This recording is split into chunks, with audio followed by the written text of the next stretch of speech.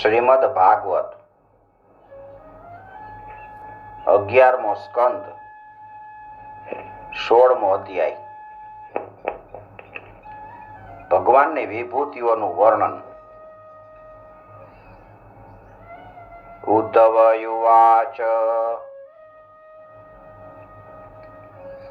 ત્વં બ્રહ્મ પરમં સાક્ષાદ નાદ્યંતમપાવૃતમ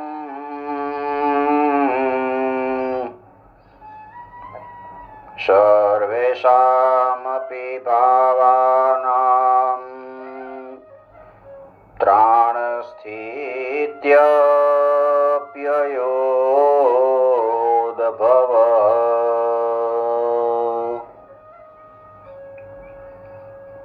ઉદ્ધવજી કહે છે કે ભગવાન, આપ સ્વયં પરબ્રહ્મ છો, ન આપનો આદિ છે કે ન તો અંત.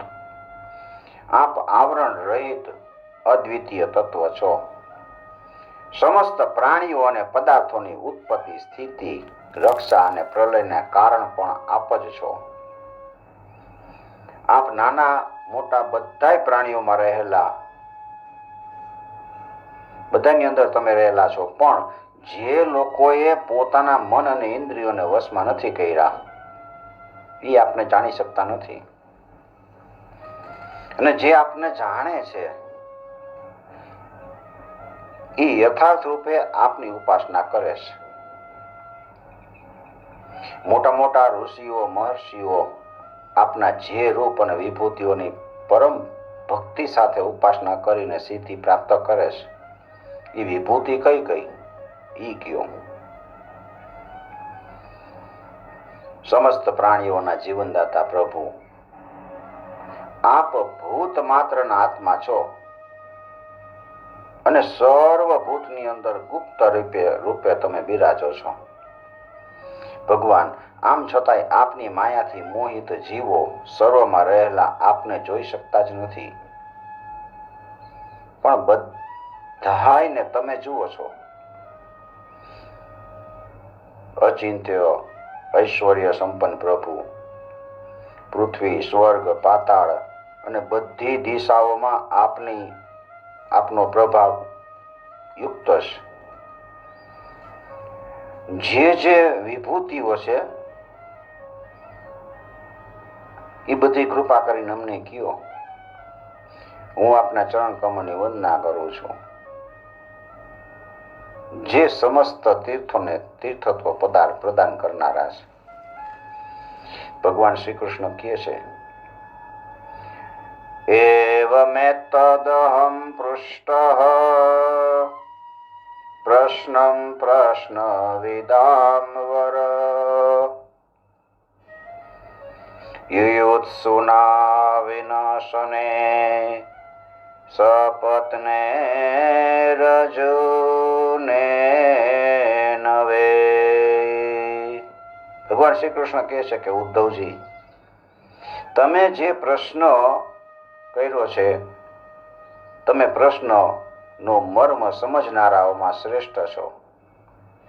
જ્યારે કુરુક્ષેત્રમાં કૌરવો અને પાંડવોનો યુદ્ધનો સમય આવી પહોંચ્યો, ત્યારે યુદ્ધ માટે તૈયાર થયેલા અર્જુનને મેં આ જ પ્રશ્ન પૂછ્યો હતો. અર્જુને મને આ જ પ્રશ્ન પૂછ્યો હતો. અર્જુનના મનમાં વિચાર આવ્યો કે કુટુંબીઓને મારવા અને ઈ પણ રાજ માટે અત્યંત નિંદનીય કૃત્ય છે, અધમ અને અધર્મય છે. સાધારણ મનુષ્યની જેમ, સાધારણ પુરુષની જેમ એ એવું વિચારતો હતો કે હું મારનારો છું, હું જ આ બધું કરું છું અને આ બધા મરનારા છે. આવું વિચારીને યુદ્ધ કરવાનું માંડી વાળે છે. ત્યારે મેં રણભૂમિમાં અનેક યુક્તિથી પરમવીર અર્જુનને સમજાવ્યા હતા. એ સમયે અર્જુને પણ મને આ જ પ્રશ્ન પૂછ્યો હતો કે જે તમે પૂછો છો. ઉદ્ધવજી, હું સમસ્ત પ્રાણીઓનો આત્મા, હિતૈષી, સુહૃદ અને ઈશ્વર નિયામક હું જ છું. હું જ આ સમસ્ત પ્રાણીઓના અને પદાર્થોના રૂપમાં છું અને એની ઉત્પત્તિ, સ્થિતિ અને પ્રલયનું કારણે હું જ છું. અહમાત્મો દ્વવામીંસામ ભૂતાનાં સુહૃદેશ્વર અહં સર્વાણિ ભૂતાનિ તેષાં સ્થિત્યુદ્ભવાપ્યયઃ.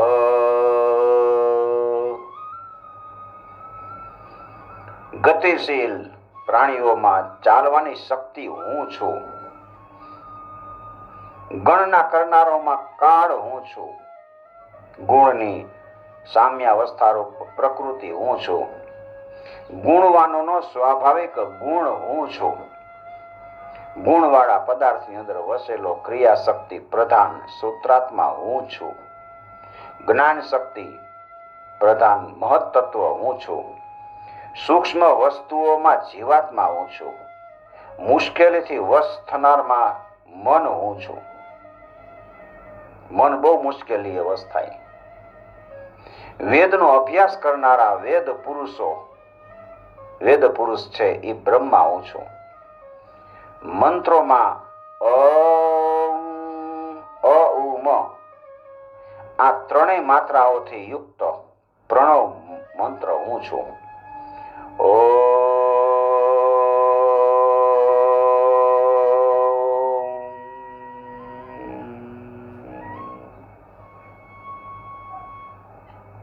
આ મંત્રો કૃષ્ણ પોતે જ છે.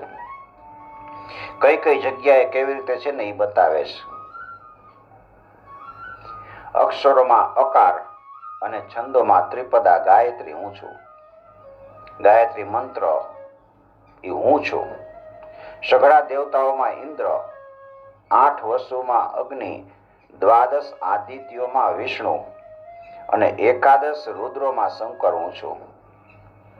બ્રહ્મર્ષિઓમાં ભૃગુ, રાજર્ષિઓમાં મનુ, દેવર્ષિઓમાં નારદ, ગાયમાં કામધેનુ, હું સિદ્ધેશ્વરોમાં કપિલ, પક્ષીઓમાં ગરુડ, પ્રજાપતિઓમાં દક્ષ પ્રજાપતિ અને પિતૃઓમાં અર્યમાં હું છું. પ્રિય ઉદ્ધવ, દૈત્યોમાં દૈત્યરાજ પ્રહલાદ, નક્ષત્રોનો અધિપતિ અને વનસ્પતિઓને પુષ્ટ કરનાર ચંદ્રમાં હું છું. દક્ષ તથા રાક્ષસની અંદર ધનપતિ, યક્ષ, દક્ષ શું યક્ષ, યક્ષ તથા રાક્ષસોમાં ધનપતિ કુબેર હું છું. ગજેન્દ્રોમાં ઐરાવત નામનો હાથી, જળચરોમાં પ્રભુ વરુણ હું છું. ઉષ્ણતા અને પ્રકાશ આપનારમાં સૂર્ય તથા મનુષ્યોમાં રાજા હું છું.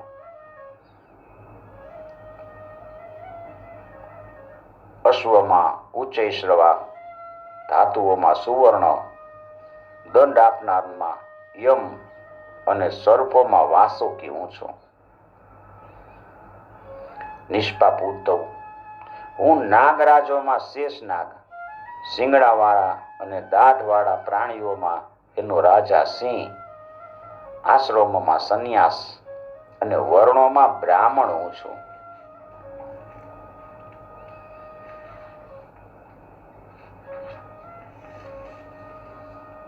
વિશ્વરૂપ દર્શન ગીતાજીમાં આવે છે ને એ બધું અહીંયા બતાવ્યું છે. જે બીજે બધે છે એ ભાગવતમાં છે અને ભાગવતમાં નથી એ બીજે ક્યાંય નથી. તીર્થોમાં, નદીઓમાં ગંગા, જળાશયોમાં સમુદ્ર, અસ્ત્ર શસ્ત્રોમાં ધનુષ તથા ધનુર્ધરોમાં ત્રિપુરારી શંકર હું છું. નિવાસ સ્થાનોમાં સુમેરુ, દુર્ગમ સ્થાનમાં હિમાલય ભગવાન છે. વનસ્પતિમાં પીપળો અને ધાન્યોમાં જવ હું છું. એટલે આપણે પીપળે પાણી રેડતા હોય તો જવ ને તલ ભગવાનને પીપળે ચડાવી. પીપળો છે એમાં વિષ્ણુનો વાસ છે. વનસ્પતિમાં પીપળો અને ધાન્યોમાં જવ હું છું. પુરોહિતોમાં વશિષ્ઠ, વેદ વેતાઓમાં બૃહસ્પતિ, સઘળા સેનાપતિઓમાં કાર્તિક સ્વામી અને સન્માર્ગે ચાલનારાઓમાં બ્રહ્માજી હું છું. પંચ મહાયજ્ઞોમાં બ્રહ્મયજ્ઞ, સ્વાધ્યાય યજ્ઞ હું છું. વ્રતમાં અહિંસા વ્રત અને શુદ્ધ કરનારા પદાર્થની અંદર નિત્ય શુદ્ધ વાયુ તથા અગ્નિ, સૂર્ય, જળ, વાણી તથા આત્મા હું છું. યોગમાં મનોનિરોધ રૂપી સમાધિ યોગ હું જ છું. જીતવાની ઈચ્છા રાખનારાઓની ગુપ્ત મંત્રણા હું છું. આત્મા અનાત્મા વિવેકની ચર્ચામાં બ્રહ્મ વિદ્યા હું છું. તત્વોને માટે નિર્ણય આપનારો વાદ વિવાદ રૂપી વિકલ્પ છે એ હું જ છું. કારણ કે આજ સુધી કોઈ પણ તત્વોના સંબંધમાં તત્વોની સંખ્યા આટલી જ છે એવો કોઈ નિર્ણય થઈ શક્યો નથી.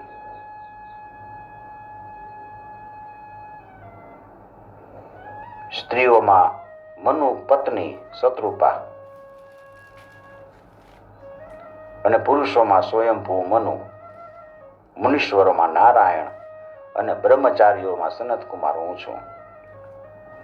ધર્મમાં સંન્યાસ ધર્મ, કલ્યાણકામી પુરુષની અંતર્મુખી વૃત્તિ હું છું.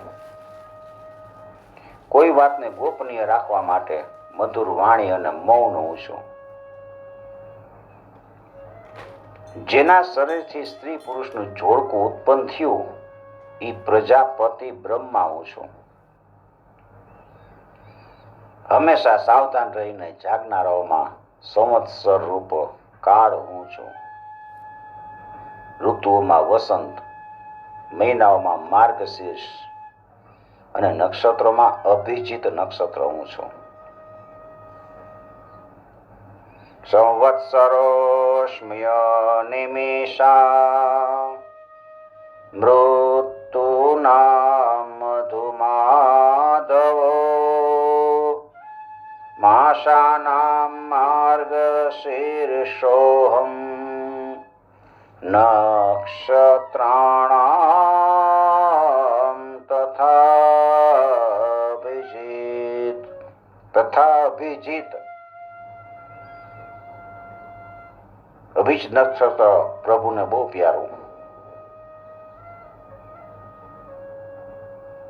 યુગોમાં સતયુગ, વિવેકીઓમાં મહર્ષિ દેવલ અને અસિત.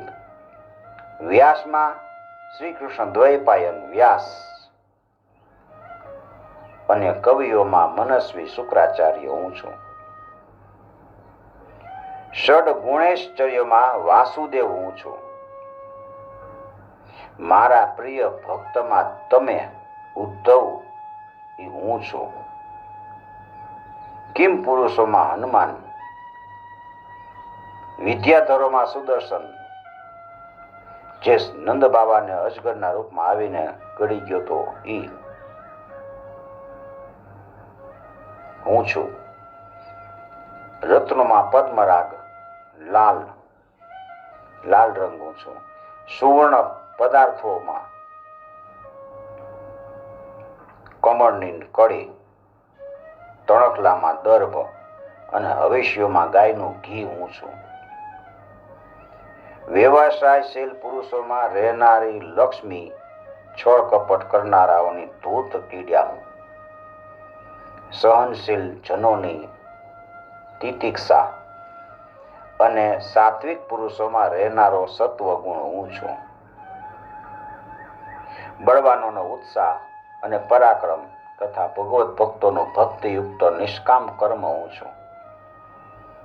વૈષ્ણવોના આરાધ્ય વાસુદેવ, સંકર્ષણ, પ્રદ્યુમ્ન, અનિરુદ્ધ, નારાયણ, હયગ્રીવ, વરાહ, ઋષિ અને બ્રહ્મા, આ વિગ્રહોમાં પ્રથમ અને શ્રેષ્ઠ વિગ્રહ વાસુદેવ હું છું. ગંધર્વોમાં વિશ્વાવસુ અને અપસરાઓમાં પૂર્વચિત્તી હું છું.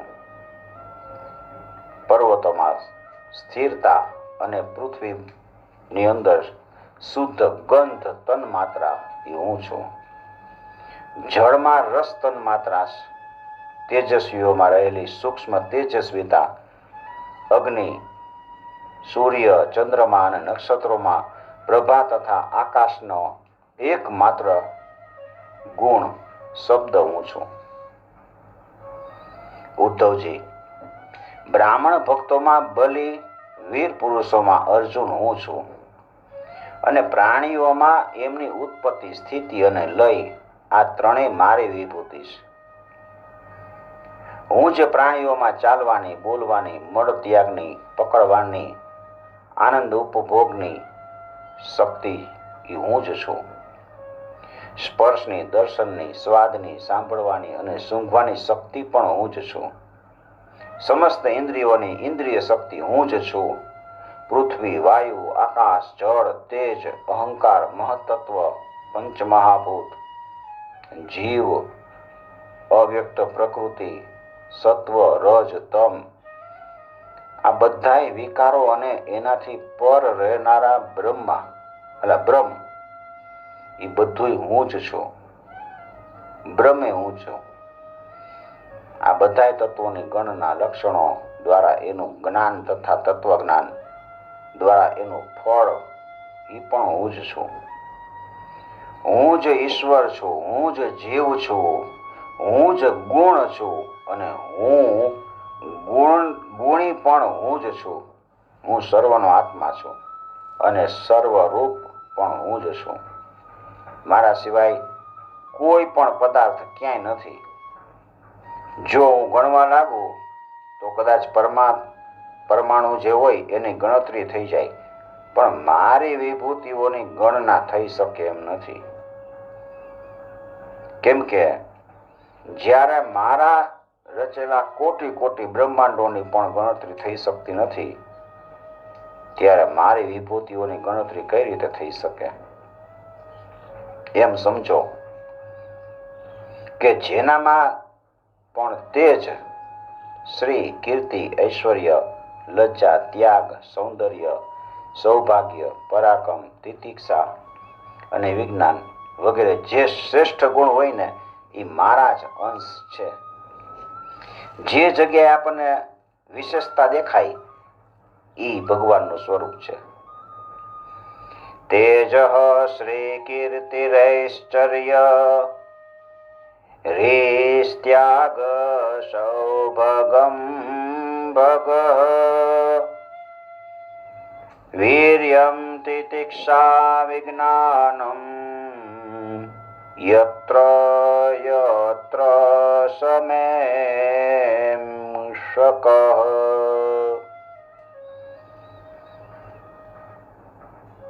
ઉદ્ધવજી, મેં તમારા પ્રશ્નનો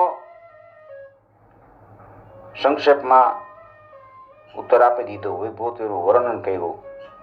આ બધી પરમાર્થ વસ્તુ નથી, મનનો વિકાર માત્ર છે. કેમ કે મનથી વિચારેલી, વાણીથી બોલેલી કોઈ પણ વસ્તુ પરમાર્થ એટલે કે વાસ્તવિક નથી હોતી, એક કલ્પના જ હોય છે. એટલે તમે વાણીને વશમાં કરો, મનના સંકલ્પ વિકલ્પ બંધ કરી દો, પ્રાણને વશમાં કરો, પ્રાણાયામ રોજ કરો અને ઇન્દ્રિયોનું દમન કરો. ઇન્દ્રિયો વિષય પર ભાગે એને રોકો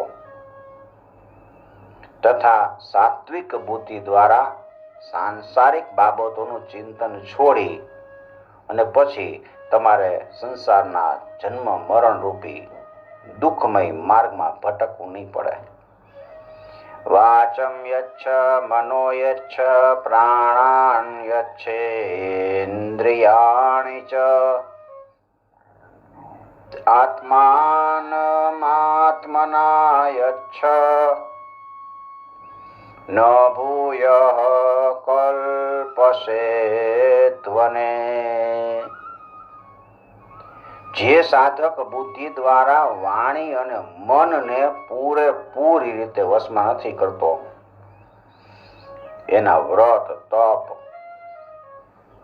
અને જ્ઞાન એવી રીતે ક્ષીણ થઈ જાય છે કે જેમ કાચા ઘડામાં કાચો ઘડો હોય એમાં જળ ભર્યું હોય, એવી રીતે એનું તપ, જ્ઞાન, વ્રત બધું વયું જાય.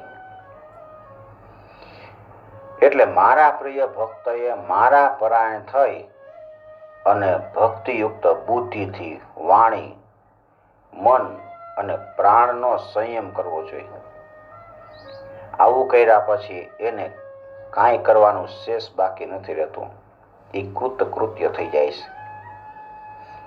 યો વેવાંગ મનસી સમ્યક સંયચ્છન્ધિયાયતે તસ્ય વ્રતં તપા જ્ઞાનમ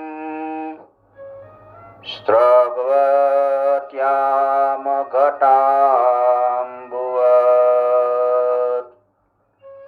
તસ્માન મનોવચ પ્રાણાન નિયચ્છેન મત્પરાયણ મદ ભક્તિ યુક્તા બુદ્ધયા તત પરિસમાપ્યતે. મદ ભક્તિ યુક્તયા બુદ્ધયા તત્પરિસમાપ્યતે.